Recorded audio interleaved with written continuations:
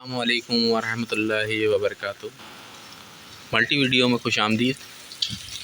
बारिश सर्दियों की, और वो भी कहा जाता है कि बिन बादल बरसात, और ऐसी बारिश के यादगार रहे। हाईवे के सारे एरिए में मेमार, और इंशाअल्लाह उम्मीद ये है कि बाकी शहर में भी बारिश शुरू हो जाएगी। बारिश की स्पीड आप खुद देख सकते हैं, बहुत मोटी बूंदें, और साथ में बादलों की कंडीशन भी आप देखिए। इससे अंदाज़ा हो रहा है कि अभी तो बरसेगा ये बादल। मौसम बहुत खुशगवार, आपको देखिए कि मोटी मोटी बूंदें आसमान से टपकती हुई नज़र आ रही हैं।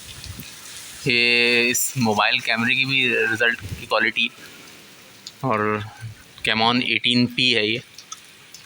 एक साहब ने मुझसे पूछा था ये कौन सा कैमरा आप यूज़ कर रहे हैं, तो ये कैमॉन 18P का कैमरा है। जूम अच्छा है इसमें। और बाकी बारिश के बाद के हालात, और इंशाअल्लाह ताला उम्मीद है कि ठंड जो है वो बढ़ जाएगी। मेरे साथ चैनल को लाइक और सब्सक्राइब ज़रूर किया कीजिए, मेरे साथ बने रहिए। अस्सलामु अलैकुम वरहमतुल्लाहि वबरकातुहू।